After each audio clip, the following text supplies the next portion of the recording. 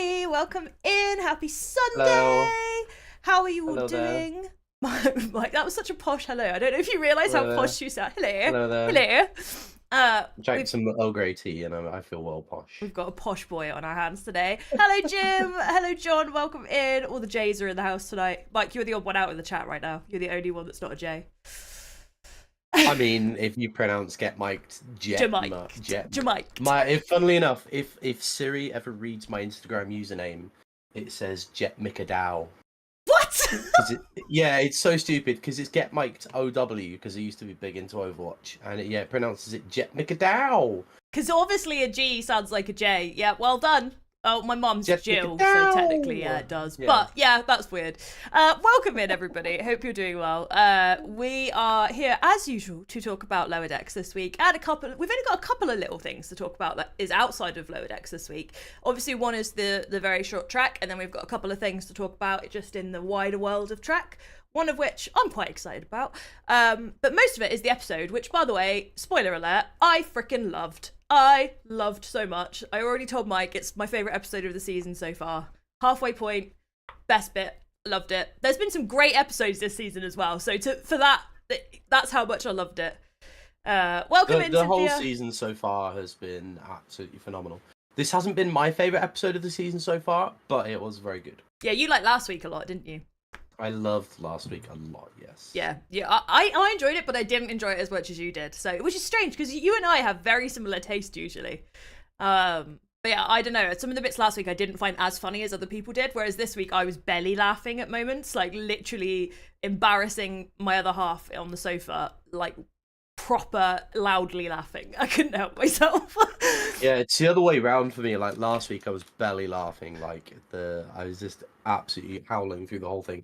This one didn't get me as good. Like it got me in the feels with Tillin and stuff. Vulcan as a motherfucker, but that was so good. Yeah, loved that bit. Loved. I just Guys in chat, we are going to be going into spoilers for the latest episode of Star Trek Lower Decks. So if you haven't watched it, be warned. Yeah, be warned. Yeah, we're going to go through a kind of an episode breakdown and then sort of go through our thoughts and feelings and yeah. I'm excited. All that kind of stuff. Really excited. But first, we got general Star Trek news to cover in the wider world of Star Trek. So I'm going to switch to my other screen where I like to show off the random stuff that I have found on the internet. Basically just looking at the Trek Central Twitter because TJ is the queen of posting all the news. She is where I get all of my information from. So I'm going to scroll right down to the bit that I care most about because this is like I've lost my mind over. Hang on. There it is. Jean-Luc Picard wants a movie. So in Pat Stew's autobiography that's just come out, I believe. Sir Pat Stew. Sir Pat Stew. Sir Pat Stew is talking about how he has gently been asking Paramount to give them one more movie, which I think would be great. And he also wants Frakes to be the director, which is even better because I have made my feelings clear on how much I love Frakes and he should be like the king of Trek. He should be allowed to do whatever he wants to do, whenever he wants to do it, because he protects this IP with his heart and I love him. So yeah, would you like to see one? Don't you think Sir Pat Stew sounds like some kind of Vulcan cuisine? I was thinking about that the whole time. Anyway, sorry, what was the question? Do I want a Picard movie? Yeah. I've seen a lot of varying opinions all over Twitter this week. Because I feel like The Last Generation, so the last episode of Picard season 3, was a really perfect ending to his story. Like, I'm not saying I never want to see, Jean-Luc Picard again, but I don't feel like we need a movie. Like, what more about Captain Picard is there to possibly tell? Like, we've delved into his childhood, his relationship with his parents, his new friends, his old friends, family. I just don't know what more there is to tell. Right? I'd like to see a passing of the torch. That's what I'd like to see, like a proper passing of the torch kind of movie. Doesn't have to be Jack. Doesn't have to be Jack. It can be someone else, like Seven, for example. But I want But it you to know, be she's that. already zoomed off on the Enterprise G. Is like that torch doesn't really need to be passed, does I it? don't know. Like I know what he wants. He wants to just die in a film, right? That's what he wants. He wants Picard to die. And he just, I feel like Sir Pat Stew is just he's being a bit greedy here. I feel like the TNG era has come to a close, and we should be moving into the leg era. Okay. Well, I am on the And- other side. I think I would really like it, but mostly because I just want Frakes to direct another movie. I just want to give him another movie. And he can direct other people perfectly well. You know, Yeah, like yeah. we've all seen the episodes that he's done. Who's Old Scientist? Riker. That was You so know, good. he's perfectly capable of like directing other people. I just feel like Star Trek historically hasn't done great with passing the torch generations. And I just feel like they don't need to do it, you know? Like the last generation was a great send off, and I think I would rather see a crossover event in a film in the 2400s, and I really just want to see Deep Space Nine. I want to see Cisco come back. Yeah. I want to see Janeway, and I want to see everybody all together. And yeah, sure, Sir Pat Stew works as part of that. I just don't want a Picard-focused movie. Okay, so you wouldn't mind if he was in it, but as long as it Yes. wasn't a him movie. Yes, Okay. that's right. Okay, I can see that. It would be cool to have all of the big captains that we love together in a movie. That would be Yes. really cool. Get all your captains together, please. That would be really, really nice. And it makes sense. Like, it would work. Like, I think that would be really, really nice. Renee, we are going to be talking about this week's episode of Lower Decks and pathological fallacies, which is really blimmin' hard to say. I think I've messed that up so many times this week. So we are going to talk about that, but we've got a few little things to cover first. Yeah, the possibility of the Picard movie is what we were just discussing. And then also, I've not got a picture to show with this one, but we've got the first of the very short treks that I've actually enjoyed this week. I actually liked it. Didn't cringe at all, not once throughout the entire very short trek, which is a miracle because the other ones, other than one single scene of the guy getting cut in half, I've hated. Did you like this one? I really liked this one. I thought it was funny. It was the first very short trek I felt that has actually been written by somebody who knows Trek. about Yeah. do you know, it starts with a very tongue-in-cheek reference to the Enterprise theme song. It is also amazing to hear Connor Trinneer back. I love the fact that it was basically just making fun of the last episode of Enterprise as well, like the whole thing. Yeah, and it's like he's somebody who absolutely knows what they're talking about, you know, and they go on to, you know, meme the final episode, and then of course like they get their own back on that by memeing that, and then there's some really awesome references to In the Pale Moonlight. Yeah. And I'm glad this isn't canon, because now I'd be having to discuss how Tendi and Mariner now know about Cisco and Garak bringing the Romulans into the war. Yep. By blowing up, because obviously that was all covered up, and you know, Cisco deleted that log and stuff. But it was very covered up, yeah. It was also amazing to see Prodigy feature in there. Oh, I nearly cried. I know it's ridiculous, but I was just so happy to see that they did that, because they have been acting like it didn't exist. And yeah, it's like when your ex is at a party and you're just pretending like they're not even there, and you're like talking to everybody else and just like pretending they don't exist. That's what they do with Prodigy. Don't do that, Star Trek. It's not nice. I literally nearly cried. I was just like so happy to see them, and like I also like the fact that they didn't make Prodigy or Lower Decks characters look old animated series style. They kept them in their own animated series They kept them in. Yeah, I love that. And I really like that. I remember I had it on, and I was looking at my second monitor, and all of a sudden I heard Zero's voice, and I was like, wait, what? Prodigy? Yeah, it made me really happy. Welcome in, Aquatic. And it was silly, but it was clever, and I really appreciated that. Like how far up how far down do these holograms go? Like, yeah, it was really good. It was really funny. If you haven't seen it, it's worth a watch this week. It's the first one that I think like they didn't have a joke and then made something around the joke. It felt like they had a Star Trek theme and then they made it work. It was way better.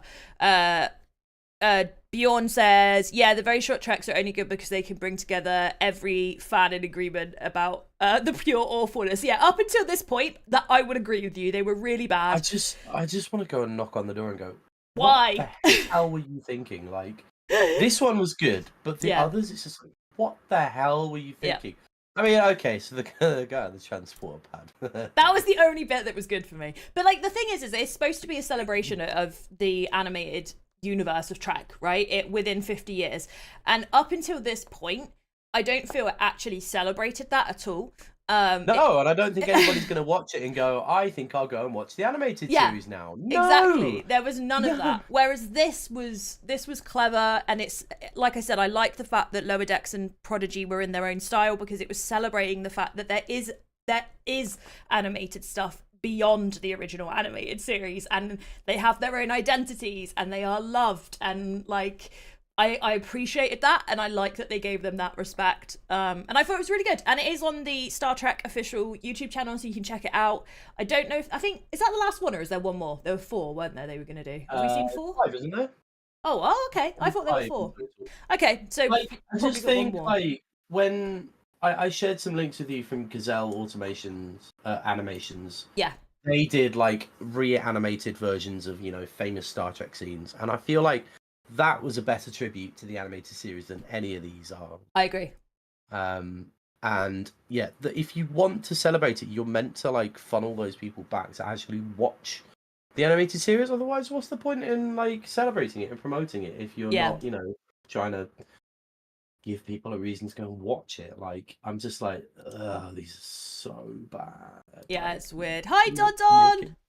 Make it stop. Yeah, I felt like that the entire way through, especially last week. Like I said, I turned it off last week. I was like, nope. So yeah. Hi, everyone in chat. Hello. But yeah, so I am going to one more thing we're just going to remind everybody of is that this week on October the 6th, there is going to be the Deep Space Nine XL Master Replicas figure that is going to be returning. And Mike told me that he thinks from his links that he's got in his emails, there's going to be a Cerritos drop as well. And not XL. I think they're regular sized Cerritos, I believe. Yeah. How many did you say they were going to be? 50? 50. Yeah, I'm never going to get one of those. I'm not quick enough, and I'm going to cry about it. I want a Cerritos. I wonder if there's any on eBay. I really want a Cerritos. Cerritos and the Protostar are the only two that I actually really, really want and would spend money on right now, even though I haven't got the money to spend. There is a Cerritos XL for 65 quid on eBay. Ooh, nice. Oh, I want it. I quite like the idea of getting... I may have splashed out and bought a Voyager XL and an Enterprise EXL from Master Replicas this week. That's quite exciting. You have to do an unboxing when they get back. But I don't know, like, actually how XL they're going to be, because I'm like, am I going to fit them in there? I don't know. You have to hang them from your ceiling. I don't know where I'm going to put them. Like, honestly, I did not think that far ahead. You have to hang them. Genuinely. Like, I've already got enough clutter in my background as it is. Yeah, like, you can get rid of the Overwatch stuff. You don't need that. You can put them there instead. The Overwatch Lego is half fallen down the back from when Benji pushed it down there, and yeah, get rid of that. I haven't fished it back out, but I've got a lot of stuff in the background. To be fair, the Just Dance 2023 box, considering 2024 is out in a week and a half, can probably go now. But yeah, apparently it's a very busy background. I just saw what Bjorn said. Apparently, the last one is about Riker playing the trombone.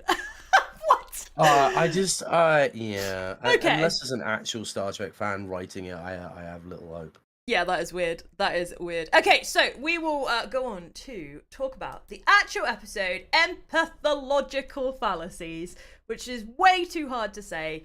However, oh my god, I give this episode, straight up, 9 out of 10. I loved it. I loved it so much. I literally was just in from the very second it started. Just, like, there are so many little references in this one. Like, it's just, I don't know, I just fell in love with it straight away. And also, I'm going to go right off and say Shax, just this episode was his best episode, I think, for me. I think he's just... I've said last week how much I love him. He's one of the best characters in all of Trek. I think they could have very easily made him a brute. They didn't do that. They've gone down this whole Papa Bear storyline with him, and it's just the most beautiful thing.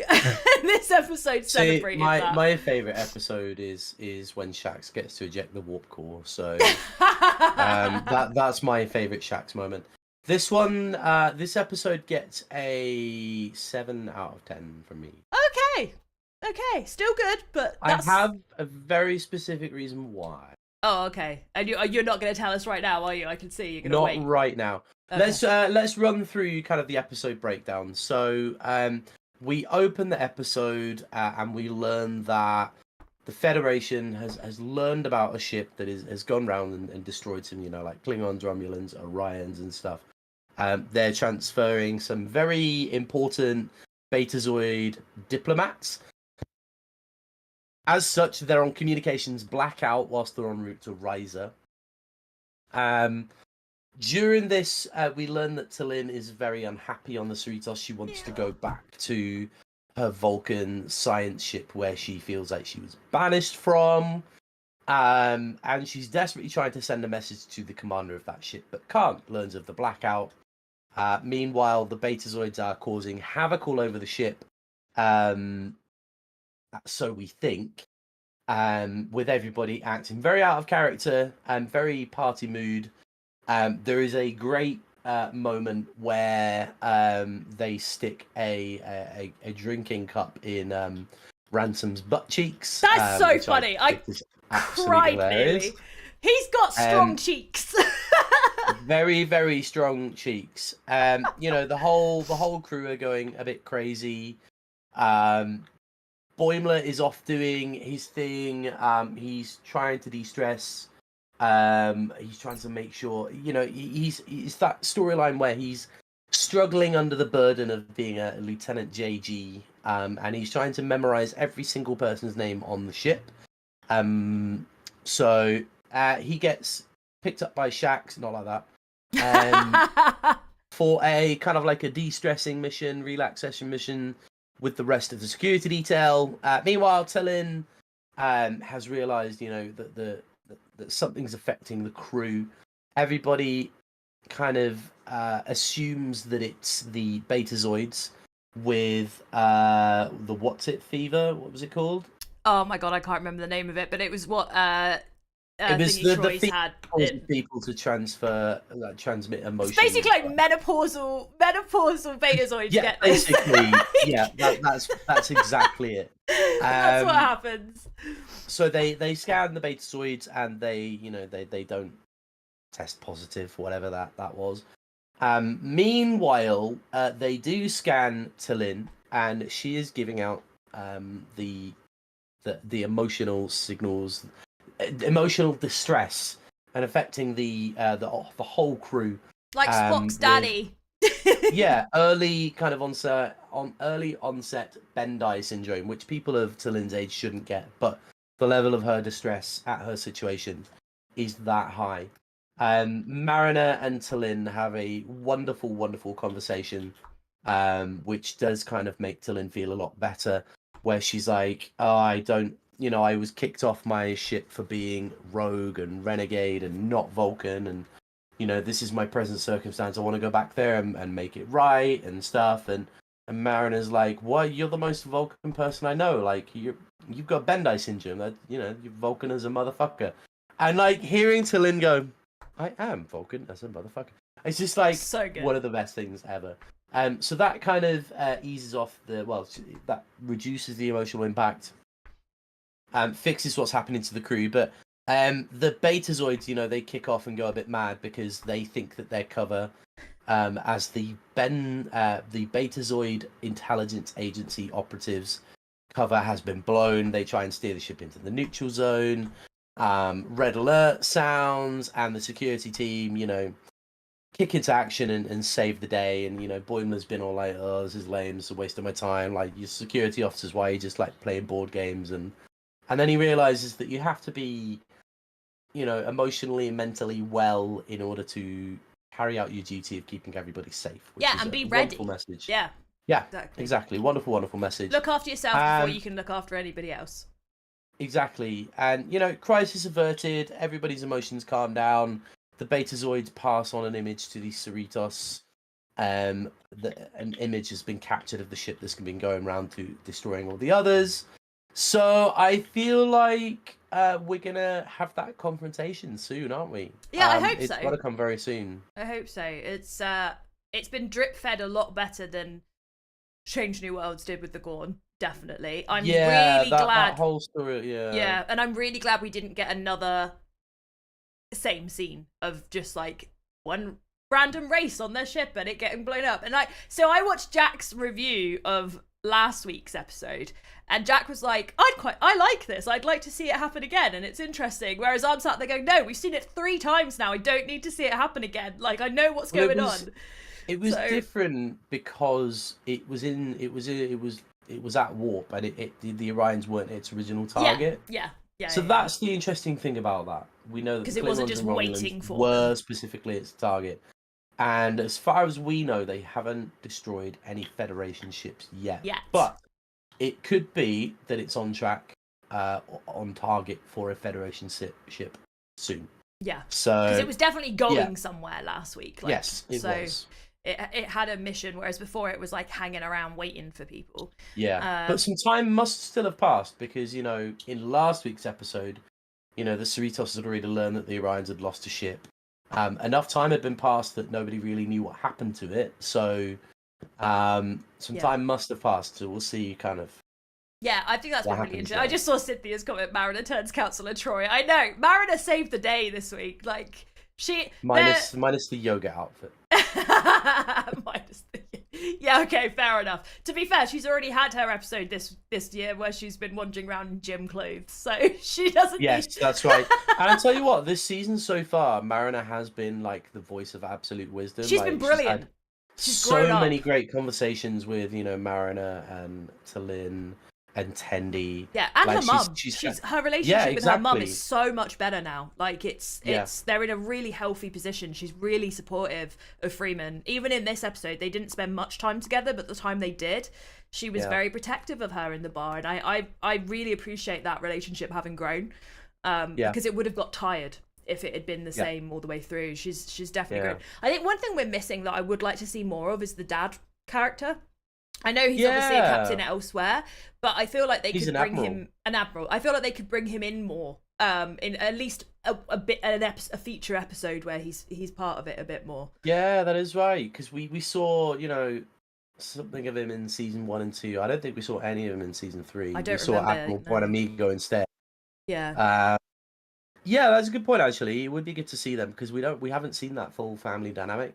No, not together. We've seen them in separate places. I'd love to see them all take shore leave together. That would be cute. That would be really cute and problematic. I guarantee something would go wrong. But I would love to see Mariner and Freeman get along so well, and then she's just driving her dad crazy instead. Like, I think that would be quite funny. That would be. And I did like this week that like Freeman was very like, I'm married. Yes. Married. I love that. Because obviously that one of the Betazoids was like quickly coming on to her, and I thought that was so funny. And she's like, still married. That was great. I really loved that. So good. So the reason this episode gets a 7 out of 10 for me is because. Are you going to say the Romulan stuff? I feel like Boimler and Tendi and Rutherford have just been a bit sidelined so far recently. Okay. Particularly Boimler's whole storyline in this episode, I felt was filler. Like, we've done that whole doubting self with the promotion and responsibility stuff. We've done that, and I just felt like it was proper filler. And I was a bit bored by the whole B storyline, to be honest. I really liked it. I really liked it. I know what you mean, because last week I felt a bit like that about like how disconnected their story was to the girl's story, but this week I think but you see, I loved that because there was still a lot of fun in that episode, whereas this B plot was boring me, and I didn't. I enjoyed it. I thought it was funny. So might just be because I'm a drama nerd, so the fact that they were doing slam poetry and stuff, I thought was hilarious. What is slam poetry? It's literally just like a mixture between poetry and rapping, where it's fast spoken word, like it's kind of like a rap battle but on your own. That's what it is. Oh, I hate it already. It's good. I like it even less. But it's funny that they're doing it. That's why I thought it was really funny. Also, like, Boimler was a bit of a dick. Let's face it, he was a bit of a dick, but he was also being affected, like, by like the emotional stuff. So he was already stressed, and then the emotional turmoil was making him even more of a dick. So I kind of give him a bit of a pass on that, because it's not really like. You know what? I didn't even pick up that Boimler or any of them were being affected. See, I thought think it was only Boimler was, because Boimler was around that area of the ship to begin with when it all started kicking off. Whereas Shax and that wasn't. And Shax came to get him and brought him back and wasn't there very long. And they were then in a completely different part of the ship. And I think that the rest of the security crew didn't look like they were. But I think Boimler was. That's how I read it. Yeah, I didn't get the feeling that he was affected, but he might have been, yeah. Boimler was working through his imposter syndrome.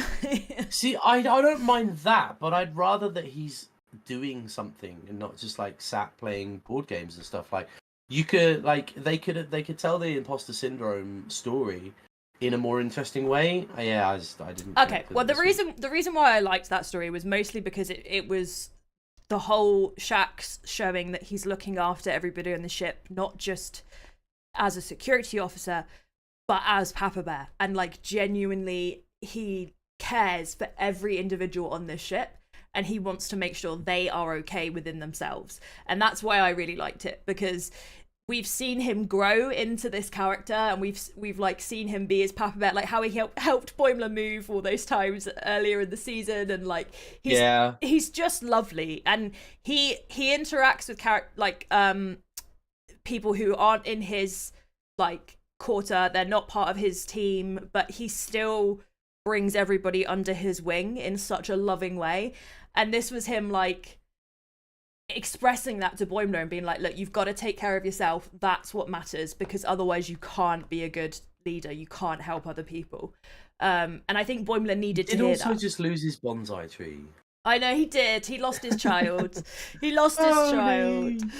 But I really enjoyed that. I think Shax is just so charming. And another moment on this week was when when Zaana is like literally feral, and like Shax, like she jumps at Shax and Shax just like holds his arm out like that. It's just like holding her out like you do with a cat when they're feral. And I just Anna is so funny. Like, and we learned that Caitians used to hunt beta Zeds. Like, yeah, that's hilarious. And when she's being affected and she's like, Mama's gonna eat well tonight, she was like, oh amazing. my god. She also like.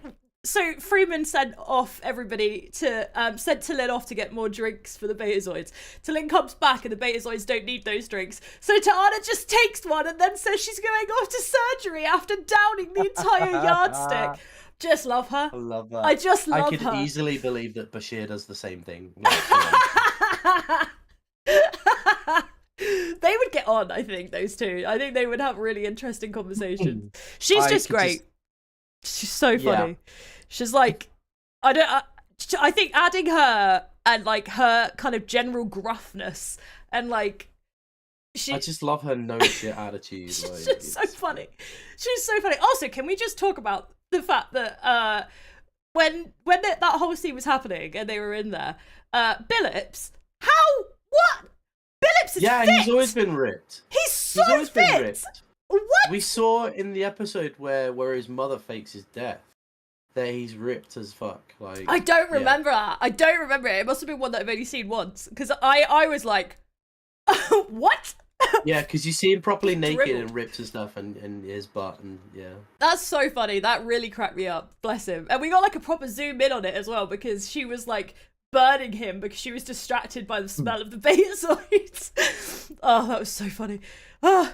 I think Crusher 2.0 does it too. Yeah, I wouldn't She put it does past shots her. between photon torpedoes. Yeah, Jim, yeah, Papa Bear's a darling. But yeah, that was really funny. To honor this whole episode, just any time she was in it was great. Also, another standout character that was hardly in the episode, but Miggly Moo. Miggly Moo just flipping killed me this week. I was like dying. I don't remember what he did. He was fighting with the replicator. Oh yes, that's right. And then as soon as he comes to his senses, he's just like, yeah, just whistles and walks off. He just killed me because he's so like chill and calm all the time. Like he's just, it was just the antithesis of Miggly Moo, and he lost his damn mind with that replicator. He was going at it. It was so funny. My cheeks are aching because I'm laughing so much. Regurgitated bird soup. Yeah, I know. He's like, this isn't regurgitated. It's not warm.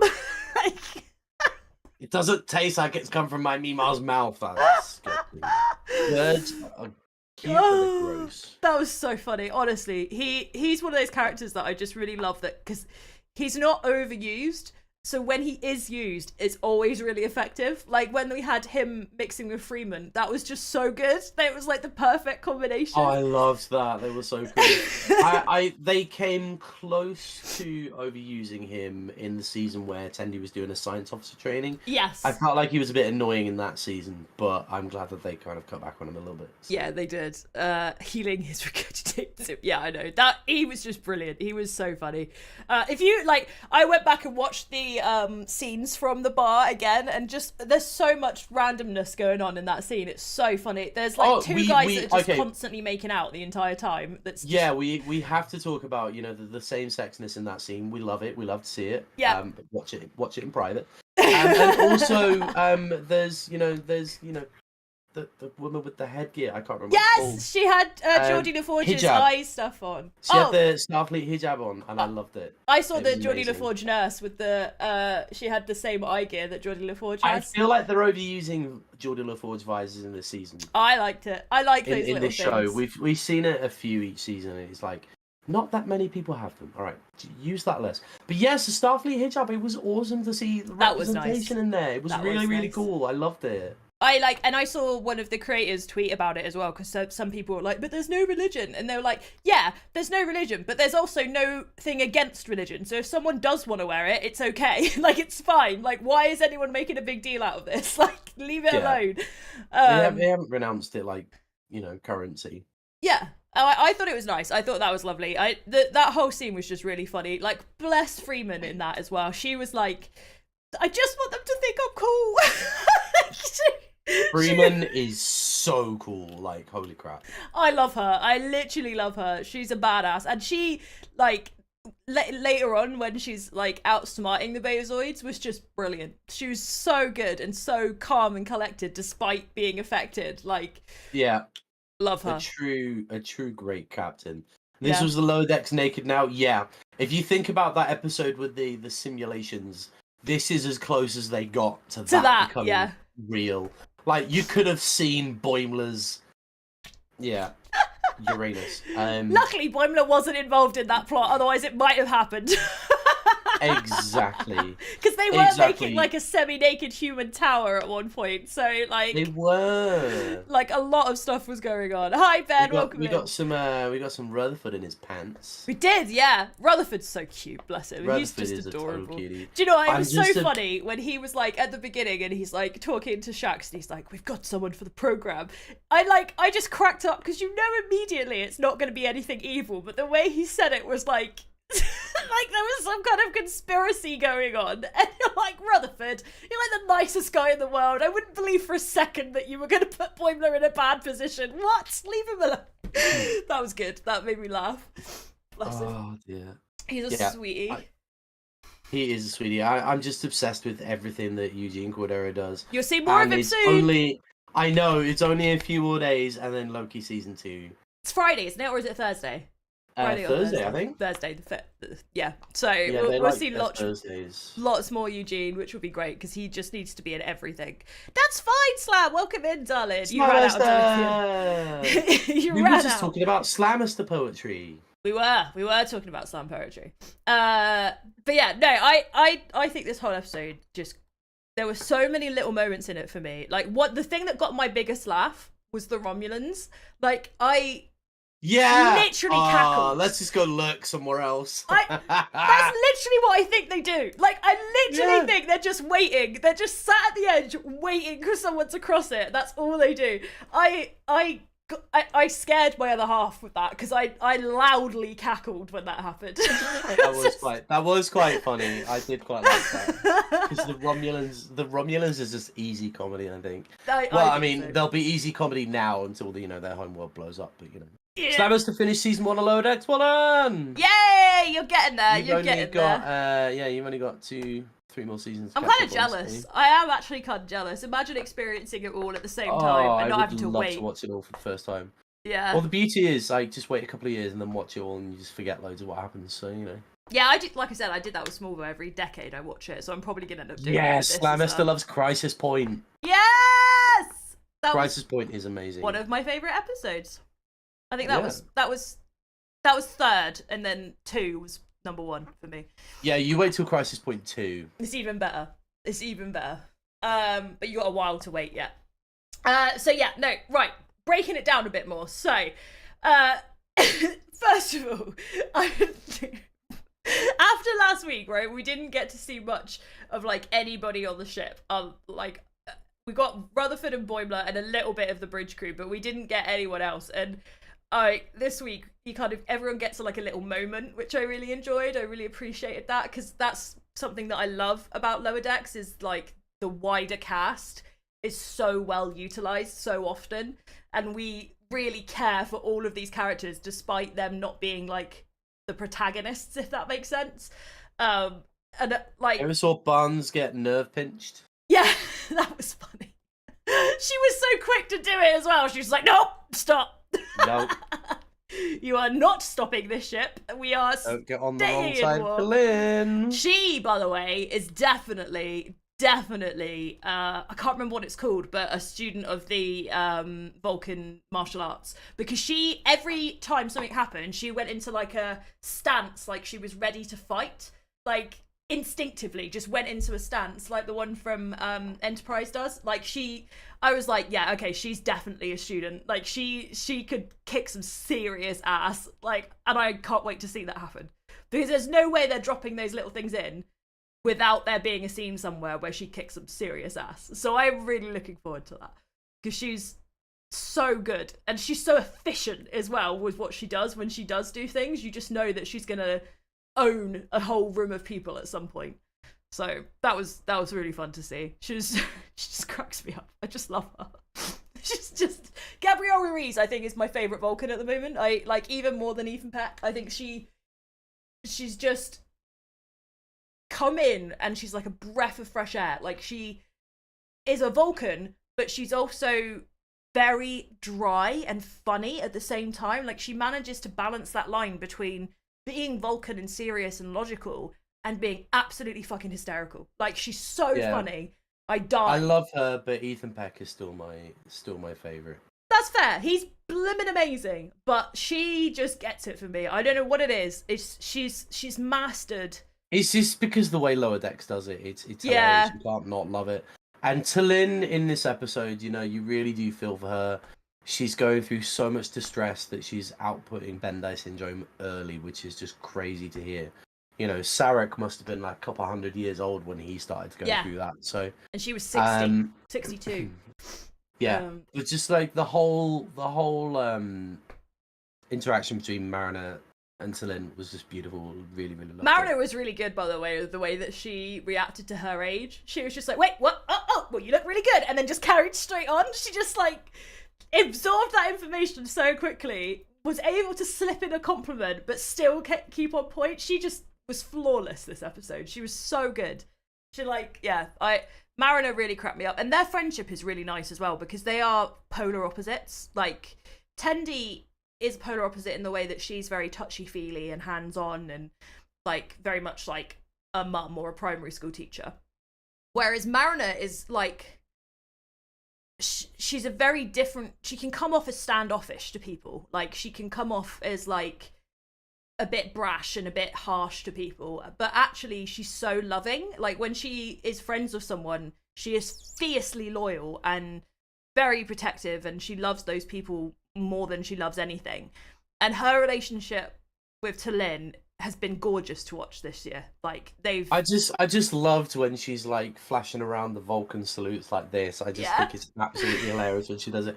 But I must admit, and another reason that I kind of, you know, penalize the episode a little bit is the initial interaction where Mariner is trying to get T'Lyn to come to a party was like so it's like it's so obvious.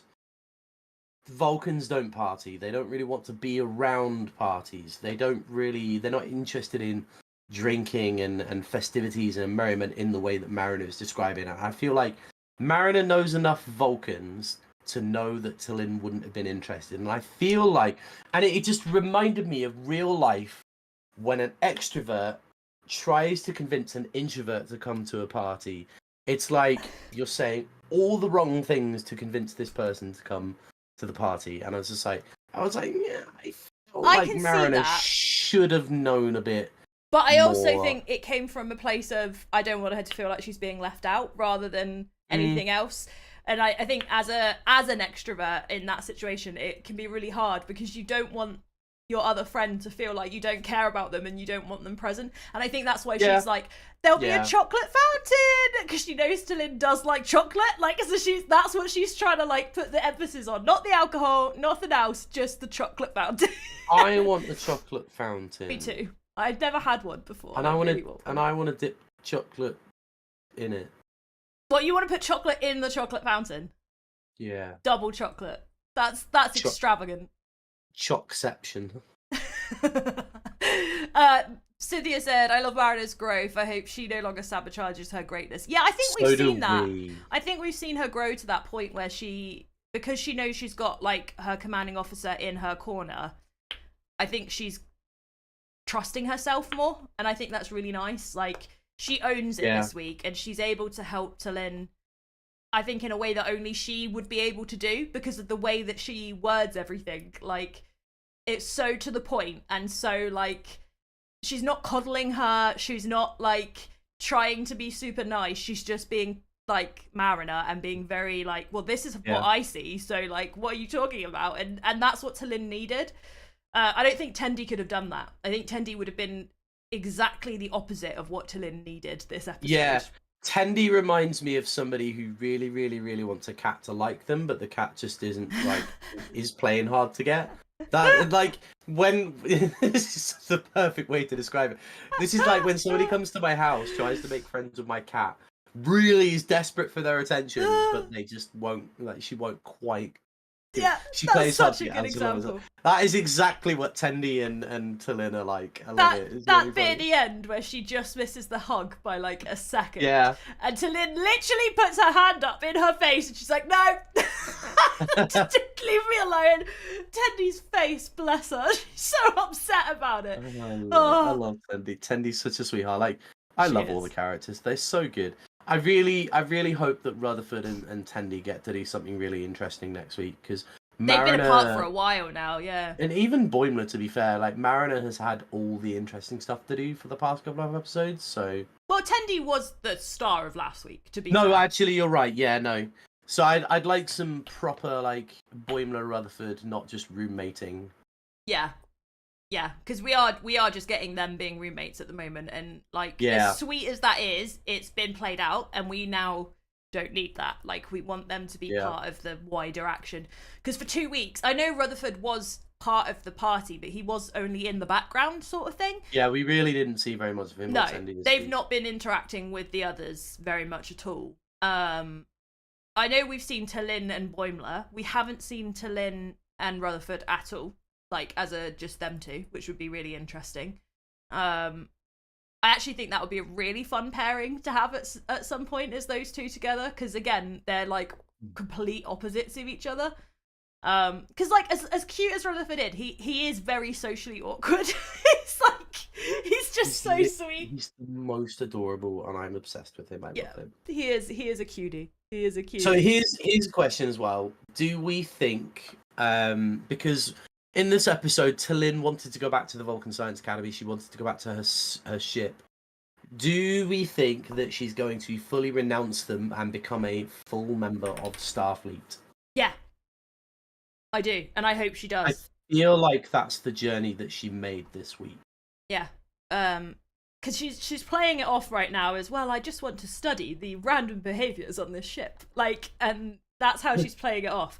But remember last week, she wanted to go on this trip to be the first person to like document Orion, basically, and then completely disregards her report because Tendi doesn't want her to do it. And so, like, as much as she says like she's staying there to like observe them, really she's not. She's staying there because she loves them. she's like, I actually like it here. I think she's really made that choice now. She's really made that choice now that she's going to commit and be a part of this crew. Yeah, and I really, really would like to see her become officially Starfleet by the end of the season, hopefully, or at least like making the steps for it to happen. Because she's invaluable as well. She's a very intelligent officer. She's very clever. She's proven to understand the other characters around her and help them be better versions of themselves, the way she was with Boimler in the episode where he was panicking and stuff. Like, she is a very crucial part of that squad already. I feel like she should definitely become part of it. I just see you guys. Cynthia. Go on. I was saying Cynthia in chat was talking about Ethan Pecker's second favourite Spock. Loved his I'm the ex-Solo in Strange New Worlds. Yes, I could not get Lower Decks, the Strange New Worlds musical out of my head for weeks afterwards. Like, I just could not get that music out of my head. But yes, that was great. I loved it. Sorry. Yeah, I love Ethan Peck. He's a sweetheart. He really is, and I think him as Spock is genius. It's absolutely brilliant casting. He was amazing. But I don't know what it is. Gabriela Ruiz has just taken my heart as T'Lyn. I think it's because I love Lower Decks more than anything else. Like, Lower Decks is my favourite, and I think the way they write her character is part of why I love her so much. Like, they know so exactly how to write comedic Vulcans, and I really love that. It's really well done.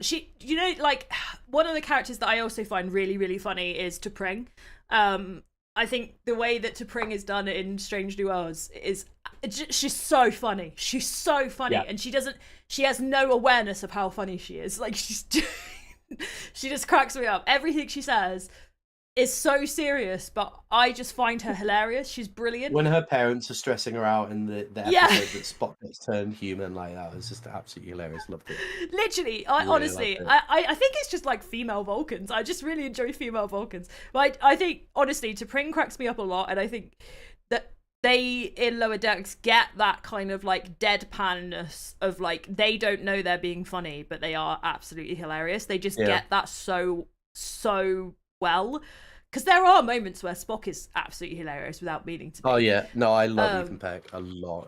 Yeah, I do. He's absolutely brilliant. Like, there was episodes this season where like he was trying to laugh at jokes and trying to get jokes that he just couldn't, and he just forced laughter. The TOS episode was just like, that was great. Yeah, that's the best thing ever. Like, it's the most perfect episode I could ever have wished for.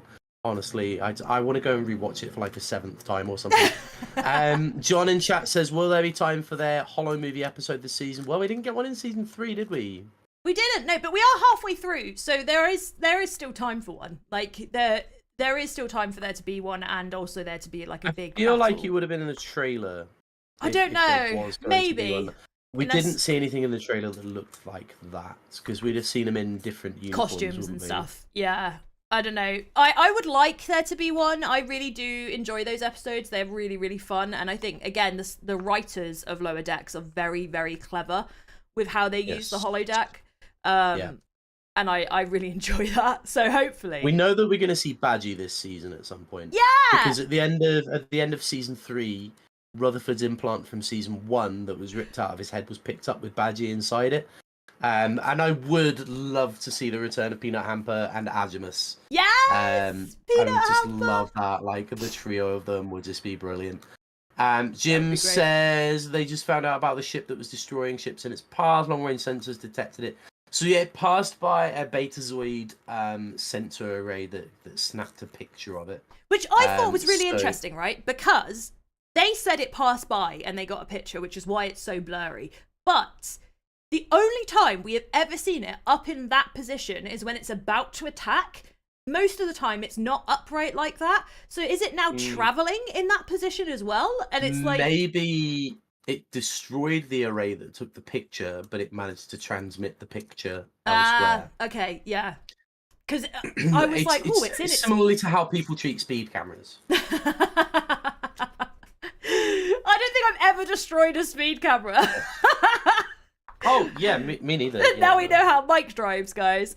Right, okay, that's quite funny. Yeah, no, you're probably right. Because I was like, why is it in its shooting position? Because that's very, like, telling if it was like in the middle of destroying something and they just so happened to capture a picture of it but didn't mention what it was destroying. Jim says, I wonder if we're going to get a movie of the lower decks in the Cerritos. I really don't think so. I doubt we will. I really doubt it. It works so well in short form. Yeah. Obviously, we got longer form content when they appeared in Strange New Worlds. But... that's not to say that we won't get some kind of feature length, feature like they're doing for Section 31. I've no doubt that they could pull something off incredibly well. They could. Yeah, they could. They're so good at writing so much heart, so much comedy, all at the same time, and I imagine they'll be able to tell a longer story. Yeah. If they need to, but I don't think that's their priority. These writers, I think honestly, Lower Decks works exactly as it is. They're just so good. To me, they come across as the biggest fans of Trek. Like, they just, out of all of the shows, Lower Decks feels more Trek somehow than any of the others. Like, they just get why we love the show. Like, why we love this universe. The little references they throw in, some of them are so throwaway, but, like, they mean so much when you notice them. Like, it's just no other show manages to do it as well as this one does. I can't stress enough. With a lot of love. Yeah, and also, by the way, speaking of writers, we are really, really, really happy to report that the fact that the Writers Guild of America did finally get their deal this week. So the writers are all going back to work, bless them, with no like grace period. They just have to go straight back in. There are writers who have like shows that they've got to deliver on Monday. Like, it's insane, absolutely insane. But I am really happy for them, because without writers like the guys that write Lower Decks, we would not be getting the shows that we love and we are so passionate about. It's not the bigwigs who make the decisions that get these shows the way they are. It's the writers and the actors. And like, to finally see them being taken seriously and not like being just waited out, which was the initial fear of what was going on because of some comments. Yeah. Certain bigwigs it did still go on like 146 days. Yeah, so yeah, it still went on plenty of time, because I couldn't afford to not get paid for 109 days. So the fact that they stuck it out and they kept going is really good work. Well done, everyone. The Screen Actors Guild. We're really hoping that the Screen Actors Guild reaches a similar deal. Yeah. And that they get what they need as well. Yeah, I think it's been really eye-opening to a lot of people who didn't realise just how little you get paid as an actor. I think the interview... It's not necessarily all the stars and stuff. The strike is mostly for the bit parts. The ones who don't... Yeah, the bit parts and the backgrounders, the ones who don't have that regular work and stuff. Yeah. But seeing so many, A-listers support that cause, because they're all important, is really, really amazing. They've all been there at some point. Unless they're a Nepo baby, they have all been through that at some point. Like, and so, unless you're married to Sean Gunn. James Gunn. Not Sean Gunn. To be fair, though, she's pretty flippin' excellent in Peacemaker. She's amazing. But yeah, no, it is the case. It is the case. Like, they've all been there at one point or another in their careers. And I think, like, it's especially like the Star Trek crew, it's been so gorgeous to see them all coming together from every show, like all the shows coming together, supporting each other, supporting the writers when the writers are in particular places, coming outside Paramount, and like it's we are with them. 100%. Like I love seeing the support that the fans are giving to them. I love seeing the way that they're all like cheering each other on. Jack Quaid has been amazing throughout this whole thing of documenting what's going on. He's been really, really good at it. And so is George Takei. George has been like right up in the action the whole time. And then of course you've got a lot of the Star Trek ones you've had Raffi, I can't remember. Raffi's the vice chairman, isn't she? She's Michelle Hurd's been out there, Ethan Pecker's been out there, Mariner's been out there. They've all been. Yeah, Michelle, she did her interview, I think, was the most impactful thing to have come out of the entire strike for me as a viewer of these shows, because she was talking like before she got Picard, she was like living paycheck to paycheck, job to job, like barely affording to like pay her rent, to get food, to pay medical insurance, because obviously America's ridiculous with their way that you have to pay for healthcare. And no, I'm not apologizing for that. It's ridiculous. It's my opinion, but it's ridiculous. The fact that these actors bring so much joy into our lives and get us through hard times. Like, I have been severely in hospital myself, like in and out of intensive care, and without shows that I love to escape to and like be in a different world and like think of other things, I wouldn't get through those times. So these actors don't realize just how much of an effect they have on us.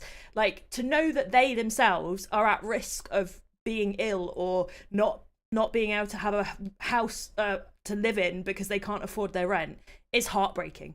It's absolutely heartbreaking. So I really, and there's still no guarantee that Michelle Hurd will be back. You know, we don't know if there's going to be a legacy yet. It's like, you know, she had 3 seasons of a show, and you know, now she's back in that situation again. So yeah, and I love Raffi. Really hope they can get their stuff sorted out, and that we can hopefully get some legacy plan, because obviously they've not been able to do anything about it this whole time, and the longer they wait, the more, well, the less likely it gets, really, I guess. Yeah. Cynthia says Lower Decks capitalizes on all the beautiful things, makes Star Trek so dope. The Children of Tama officer for one serving as Starfleet is the coolest. Kayshawn is awesome, and I just love hearing him speak in metaphors. He was so funny this week during his miming. When the walls fell. He was so good. Also, the bucket in the background that had the little Vulcan slipping in the Delta symbol cracked me up. That got me. That because he was obviously referencing that scene as well, and I was just dying. I was dying at him. Thank you, 525. Thank you. Yes, it's ridiculous. And yeah, you're right, Cynthia. Jerry was there a lot. Jerry Ryan was also one of the ones that was taking a lot of photos of the picket line and being very vocal of what was going on. And Anson Mount was attacking everybody who was breaking the rules. Oh my god, he was really having to go at a lot of people, particularly Drew Barrymore. Yeah. When she said she was going to bring her show back, and he was like, "This is the worst time to be talking about this." Yeah. Literally, she'd have waited a week. And so I just love him. He just makes me happy. I don't know what it is about him, but I melt whenever he's around. I'm just like, oh, Pike. So I found an old Twitch clip of me from earlier this year, and I've got silver hair. And watching this clip back, I'm like, oh, I've got a bit of Pike going on. Like, oh. Are you tempted to go silver now and to start the quiff? No, because I love the purple so much. Like, I'm accidentally cosplaying Boimler every day now. Like... I know, yeah. That's like Boimler o'clock. But yeah, so let's send our well wishes to everybody who is still on the picket lines at SAG. Like, we hope they get sorted soon. I have a feeling that we will see something in the next couple of weeks now that the writers are dealt with, because obviously the writers did strike slightly before SAG started, so it kind of the timeline kind of works. So hopefully we'll see something coming through. Obviously keep an eye on the Twitters and stuff, because we will be covering that whenever there's a deal. I'm sure we will make a tweet about it in celebration that they get what they deserve, because and enjoy what TV you can, because there's going to be one hell of a draft. Oh my god, yeah, there's going to be a draft. Yeah, like, because in the Star Trek world, we've got Discovery Season 5, and that's literally it. Yeah, they still haven't said they're pushing it back yet, though, have they? They've still said it's like early I don't think they 2024. will, to be honest. Yeah, I think that they're going to keep it in 2024. They're going to crack on with the long trek as quick as they can. And yeah, and then even then, it's like Only Murders is about to finish next week. I've caught up on that, by the Loki's way. about to start. Oh, it's the finale. We can on talk about it Tuesday, later, and 'cause literally, I forgot that they were doing it episode at a time, because I had left it so long that I was able to watch the first ones all in one go, and then I was like, where's the finale? No! I want to know! yeah, finale on Tuesday. Yeah. We love Only extremely Murders in the excited. Building, guys. It's one of our favourite things ever. The season has been incredible. I've loved it so much. If you're a comedy fan, which you clearly are because you like Lower Decks, you need to watch Only Murders in the Building, because it's just brilliant. It's so good. I just want to see Oliver get a happy ending. Me too. I love him so much. Also, like, the Not caliber like of actors that are in it. I didn't even think that, you disgusting man. Oh, The caliber of actors. We've got Paul Rudd, Meryl Streep as guest actors in this. As guest characters, Paul Rudd and Meryl Streep. That says all you need to know about how good this show love is. it. Absolutely love it. By the way, why does Paul Rudd never age? What is that about? They make a joke about that in like season 1 or something, which is why I thought it was absolutely hilarious that he's in that it. they brought Paul Rudd into the show later on. Like, absolutely great. I like it when they do that sort of thing, though. It is really fun. Like, it cracks me up. Meryl Streep has just stolen the entire show for me. She's been incredible. Yeah, she's been great. She's really, really been fun. I'm going to scroll down to see that. I think we've got... What is that? That's the best screenshot ever. What? Mariner just like doing a high kick. I don't even remember that happening. There's a scene where Tillin and Mariner are like, where Tillin's about to break down and tell Mariner about her whole why she was kicked off the ship situation. And for some reason, Mariner's just doing a high kick, and I can't remember this happening. This is a great photo. I am going to print that off and put it on my background. That is so funny. That is the most random thing I've seen. Is she just like exerting energy? I don't know. I don't know. I don't remember that happening. That is really cracked me up. Right, okay, hang on. Conclusion. Looking forward to the Path Ferengi's Heart Place, which is next week. That's what I was scrolling down to. I was going to say the episode name for next week is out. Yes, Path Ferengi's Heart Place. So say that 5 times in a row. Yeah, why are they making these episode titles so hard to say? They're really hard to say. They're trying to catch us all out. It's so mean. Pharrell is also another one, Cynthia, that just doesn't age. It's very weird. They are vampires. But yeah, I'm really looking forward to this.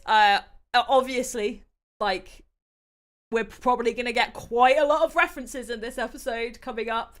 And those are always my favourite. I absolutely loved the Voyager episode that earlier on in the season. It was golden. The little robot lizards killed me. That just absolutely killed me. I thought that was so the Borg funny. Salamanders as well, like absolutely hilarious. The way the one that was sat in Janeway's chair was sat, just every time I think of it, I can't help but laughing. It was so perfect, so perfect. I cannot believe that Rom and Lita are coming back this week. Like, I'm so excited to see them. As you know, the biggest fan of Deep Space Nine. He really is, guys. Like, he literally never shuts up about Deep Space Nine. It's like, it's all he talks about. Like, I've just finished reading the Star Trek Millennium trilogy for like the 4th time in my life, and it just makes me sad because I just want to go back and just be on Deep Space Nine. Aww. I might just log into Star Trek Online and just hang out. You know what you need to do? You need to read the Cisco comics. I do. But I also want to like read all the Gamma exploration novels and stuff that they released as like the season 8 of Deep Space Nine. It really. Have you read them before? Yeah, half of them I have. Yeah, and then I never got to like the worlds of, which was like Cardassia, Andoria, and then all these. Cool. Yeah. My like gap in my knowledge is the novels. I've not read any of them, but then you've not read the comics, so we need to do a switch, and I need to read the novels, and you need to read the comics. I've still got book 3 of Millennium on my desk because I finished it last night, and I was like, now what do I do? Now what do I do with my life? Read the comics. They're online. You can get them online. Read them online because they are worth it. They're really, really good. But yeah, so I am really looking forward to next week. It will be really nice to have that Deep Space Nine energy into the show. Hopefully we get lots and lots of little Easter eggs in the background, which I know we will. I know we will. There's always things like that in this show. Yeah. It'll be an interesting one because it doesn't take place on Deep Space Nine. It's on Ferenginar. We don't know why they're going to Ferenginar. No, we don't, which is interesting because they haven't even brought it up. But you know, Rum and Lita don't live on Deep Space Nine either. I'm gonna bring us back to the cameras. Is he the Ferengi called Path? Do you reckon he could be the Ferengi from the first episode of Lower Decks? Oh, you know, the one. Was that the first or second episode? Might have been the second episode. No, I know who you mean. Yeah. I wonder if he's the Ferengi that Mariner is friends with in the nose. Yeah, probably. Probably. That's a good callback. I completely forgot about that. Mike has watched the show way too many times, clearly. I've only watched some of it once, and Mike's I've seen it a lot. Yeah. I know. You can never watch the show too many times. Never. It's too good. It's too good. It's just brilliant. If I like didn't have to stream almost every night, I would definitely be rewatching all the episodes like after work. I'd definitely be doing it, so I don't blame you. Yeah, I hope so. One of the things that I really enjoyed was like Mariner, when we had that episode where they were trying to get into the party and like the Cerritos wasn't invited, and Mariner and Boimler were like doing that data bubble bath like heist chase that was actually weapons underneath it. Like that episode explored Mariner's like previous relationships and like the people that she knows from where she was before, and I think that was really interesting to like see who she was before she was on her mother's ship, and like I hope we get to see more of that. So that would be quite cool. That'd be cool if we did get that. Do you have to watch the first 8 deep spaces, or can you jump into 9? Slam! You never fail to make us giggle. You never fail to make us giggle. That is my favourite comment of the week. That was good. That got me. I was reading the digital fix, and there's a theory that the ship destroying the ships is either a whale ship from Star Trek 4 or the Breen. I didn't know that theory. That's interesting. Okay. I don't think it'll be the whale ship, because you can see in the opening credits the whale probe has turned up at the massive battle fight. Yeah. Yeah, and it doesn't really look like anything like that. Potentially Breen, because we know that in season 3 they invaded that planet. Yeah. That the Cerritos stumbled across. So we could see a potential Breen kind of infiltration, but then it's like I feel like they would have mounted a full-on invasion of a planet rather than just like destroy. Then just ships. Doing weird stuff. Yeah, that's what I did with the Breen as well. So... I feel like it's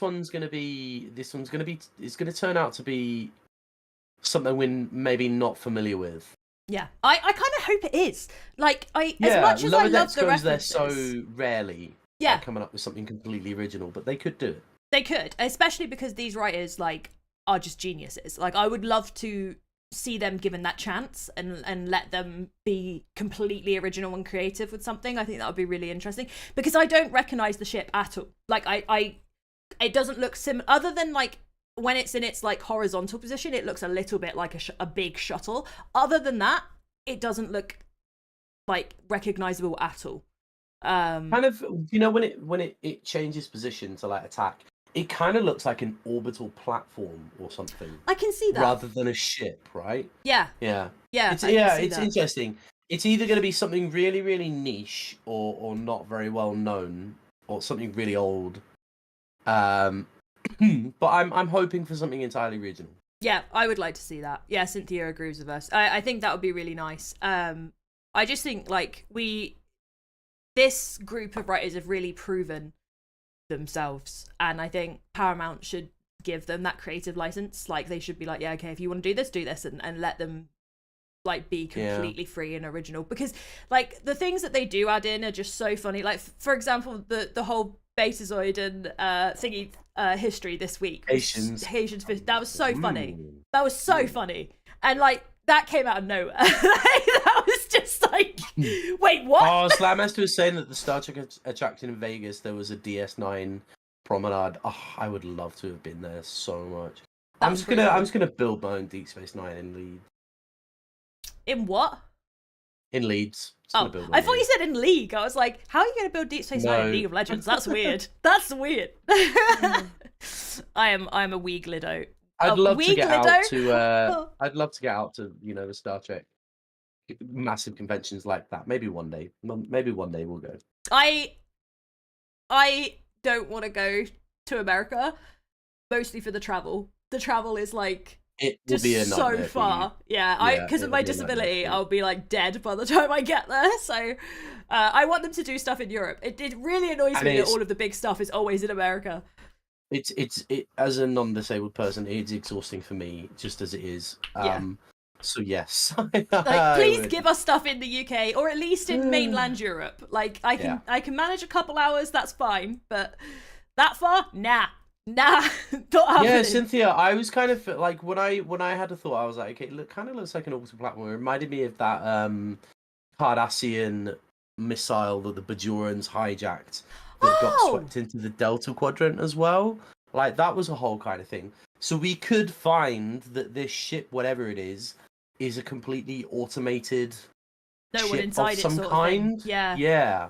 So it could even be that there's nobody on it. It's an automated Which is vessel. almost worst, right? Because this ship, or whatever it is able to completely commandeer a ship, take out all of its like ability to protect itself, like to fire back. And if it can do that from distance, whatever is controlling it, that's even more scary. That's mega Exactly. evil. It could be something that's gone completely rogue and is, potentially unstoppable, and Rutherford finds a way to like shut it down or stuff. They really do love that, for Rutherford to save the day a lot of the time, and I love that. He's a clever engineer boy. It's nice that he. Welcome back, Don. Hey, Dom. It's nice that he gets that. Someone said the look straightforward of the ship reminds him of a panda bear. Panda bear? Why? That's so funny. Not something that came to mind for me, but that's fine. You do you. That's funny. That cracks me up. I don't know. I've got theories, but I'm keeping them to myself at the moment because I feel like I'm probably wrong and I don't want to look like a boob. So I'm keeping them to myself. Embrace the boob. I'm excited about it. I think they've done a really good job. We'll wrap up the discussion on Lower Decks. We have two other things that I've got on my list to talk about. One being New York Comic Con is coming up in 2 weeks' time. Yeah. That is going to be exciting. With it's Saturday the 14th of October, so just under 2 weeks from now. We know that the writers' strike has lifted.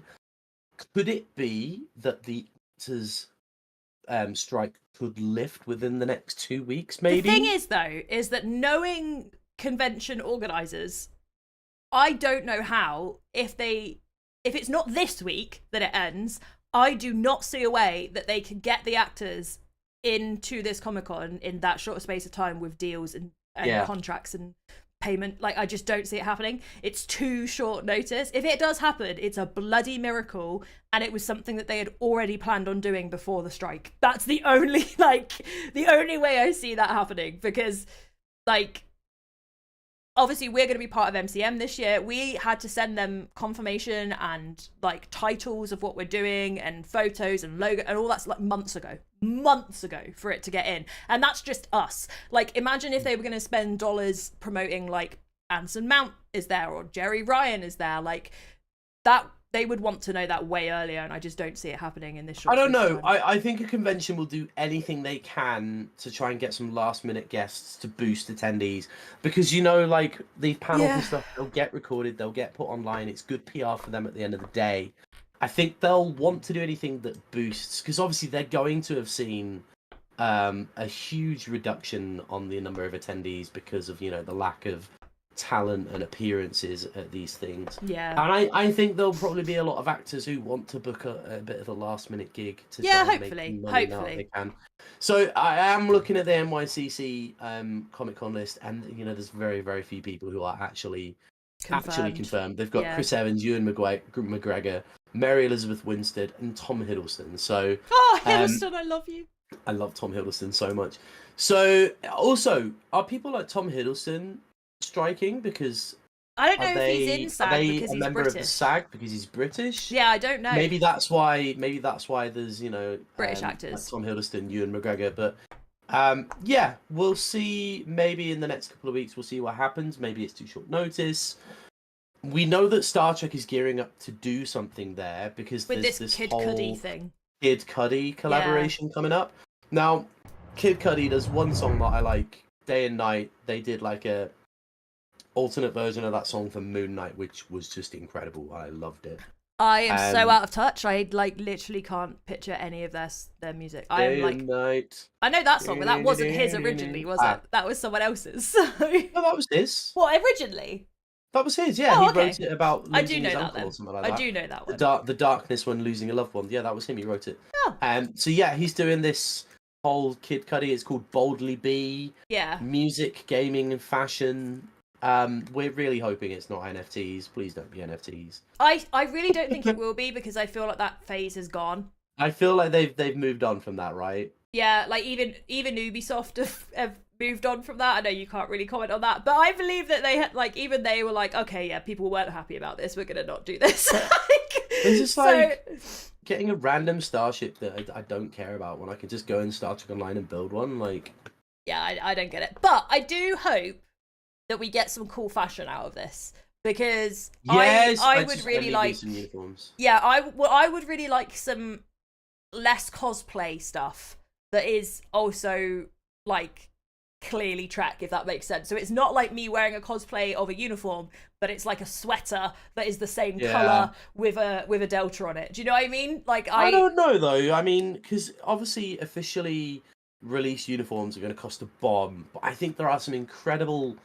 I won't say cosplay artists, but there are some incredible clothiers, whatever you call them, people who make these outfits. Oh yeah, to an incredibly high degree. They will definitely be, once the official price of this stuff comes out, they'll have to, price their stuff lower to be competitive, with the actual real that's deal. another reason why I hope it's not cosplay. I want it to be more fashion orientated. Yeah, that and could less be so. cosplay orientated, because that way it doesn't do that to the Etsy sellers and people who are like making stuff by hand. And also it's more for people to wear casually than to wear at a con, if that makes sense. And this is Strange New Worlds era as well, by the look of the outfit. Yeah. And could we just his butt looks great in that picture. It really does. It really does look great. Great butt. Yeah, I don't know. I'm intrigued by this event. I'm intrigued, not excited. So I'm intrigued. I'm see. excited. I'm ready to look at this. It looks like it's going to premiere at Comic Con. So yeah, that's kind of what we're guessing from everything that it's like dropped so far. So keep an eye out on that. What was your second thing you wanted to? And from New York Comic Con to MCM Comic Con, 27th to 30th of October. Do you know anyone who's going to be there? I don't know, not at all. I've heard hang on. Trek Central's going to be there. Yeah, buddy. Yeah. In case you didn't know, guys, we are attending MCM Comic Con. We are hosting 2 panels, a sci-fi quiz, and a meet and greet. So there are tickets available. There are a ton of people going to MCM, tons and tons of talent. So go, book your tickets, come and see us at MCM. We would love to see you. I just want to spend the whole weekend just talking about Star Trek. Yeah, me too. That is all I want to do. I just want to find other nerds and discuss Trek. I have something to show you. Oh gosh. I'll be back in 1 second. Okay. He's running away, guys. He's running away. It like MCM for me, it's like I've gone as a person, like a punter for like 10 years. I always cosplay. I always have way too much fun. I always spend way too much money. And now this year we're going and we're going to be on the stage. Like this is the best feeling ever. Like literally the best feeling ever. So if you're in London, if you're in UK, and you want to head up, it is the last week of October from the Friday to the Sunday. We're going to go up on the Thursday night, so we'll be around London that weekend. And we're really excited! So yeah, and the quiz that Mike is hosting is not just Star Trek. It's not just Star Trek. It's all sci-fi. Oh my gosh, look at you, you're Boimler. I'm actually Boimler. You are actually Boimler. I'm actually Boimler. You need to shave, and then you actually will be Boimler. Like, No. then you would be though. Then you would like literally be Boimler. It'd be amazing.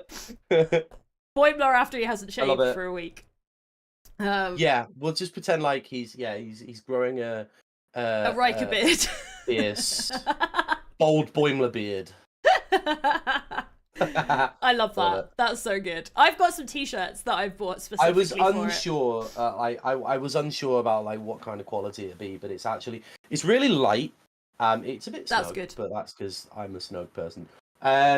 And I tell you what, it is actually good quality, and I'm really looking forward to wearing this at MCM Comic Con. I'm glad it's light for you, because it gets really bloody hot in MCM. Like, really hot. That's the literal reason why I'm not doing cosplay. I've got some Star Trek t-shirts specifically for the event, but I was like, if I'm going to be on a stage with lights on me, I ain't putting no cosplay on, because I will melt. I think... Oh, I'm going to die in my Quizman jacket, aren't I? You are, yeah. Because Helen's I have a sparkly coming. green and gold Quizmaster jacket that I'll be wearing for the sci-fi quiz. Yeah. And it gets warm. It gets very, very warm. Well, Helen's coming, and I've got a feeling she's going to do her tendy. And I feel like she's going to melt. I feel like her green face paint is going to melt. That's how hot it's going to be on that stage.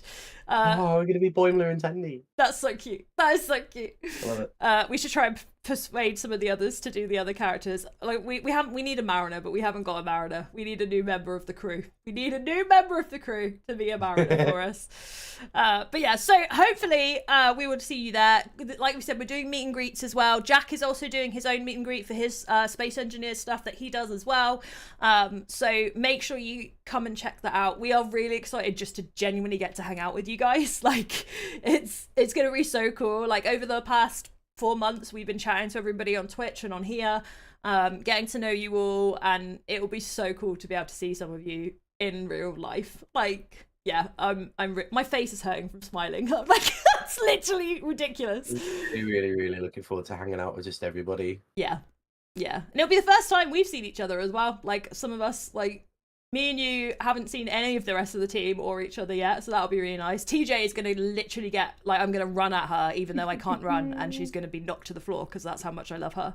She's getting a giant cuddle from me. So yeah, I'm really excited about it. It should be a lot of fun, and obviously like we'll be around the whole weekend, so like even when we're not on stage, you'll see us out and about in the show, because we are also giant geeks and are also looking forward to the actual just MCM stuff. Like I lost my actually, mind. because it's a huge pop culture, convention. So I'm going to be nerding out the whole thing the whole time. If there is Star Trek stuff, I will likely buy it because I'm always wanting to expand my collection. Yeah, and I will be egging you on because I'm that sort of friend. It's gonna happen. Oh my god, Cynthia met Patrick Stewart. That is so Pat Stew. I know, but I don't like official titles. I don't call you Mister every time I say your name. No, do I? You will not make me shave, sir. I am bold. Get mic'd. Bold to get mic'd. Yeah, so that's really cool. I'm jealous of you. I am jealous of you, Cynthia. That is an amazing thing.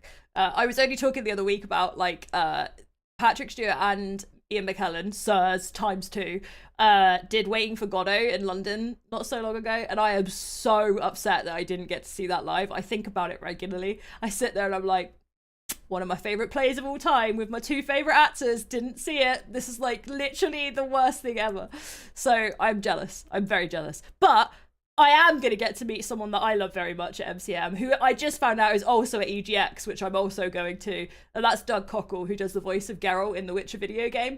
You don't understand how much I love this man. Oh, he was at Insomnia back in April. Was he? I love him. Yeah, he was. Yeah. I literally, like, I love him. He's like my favourite voice actor of all time. So I might have, like, literally freaked out when I saw they were going to be there. I was like, no, you were like that with Matt Mercer as well, weren't you? You're like, oh my god, Matt Mercer's gonna be there. Matt Mercer's gonna be there. Matt Mercer, Jen Hale, yes. Yeah. I'm Critical Role fans. Yeah. So, and of course, now that I've seen all of Vox Machina, it's so good. It's Vox Machina is like, I've got 3 favorite adult animations: Lower Decks, Final Space, and Vox Machina. Like those 3 together, I love equally. I can't choose between them because they are all good for different reasons, but Scanlan in Vox Machina is one of my favorite characters of all time. Yeah. I love him so much. Yeah. He's my Baldur's Gate character is a female version of Scanlan. That's like who I am. That I was like, I've got to be the bard. I've got to be the bard. I've got to be a halfling. It's gotta happen. So yeah, I'm excited about that. It'll be really good. But yeah, anyway, that is all for today, my beautiful people. So we will be back next week. Next week will be my last week for a week because I won't be here the following week because I will be in London for EGX. But next week I will be here. We'll be covering the long-ass Ferengi named episode. I'm not going to try and say again. So yeah, we'll be covering that and any bits of news throughout the week. Don't forget to keep an eye on @TrekCentral on the Twitters. It's not X, it's Twitters. And on trekcentral.net for any of the news that comes out during the week and your reviews, including comic books and things like that. And also keep an eye out for that Cerritos ship dropping this week, because if you get one of those, I need you to take photos of it and send them to me because I need to see it. It needs to happen. I need it. First time seeing this and you're logging off. No, Norman! No! We start at 9 BST every Sunday, but the VOD will be up, so you can watch us back. You can watch us in the past. So hi to you in the past.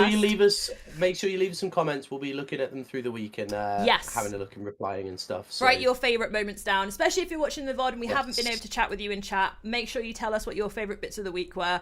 Strong 9 out of 10 episode for me this week. I loved it. Dom loved it too. 7 out of 10 for you. I understand your reasons. However, this is one of my favourites of the series, so really enjoyed it. It is, Cynthia. It is. Anyway, we will see you all again next week. Have a wonderful week. Live long and prosper. See you later. Peace and on life. Bye.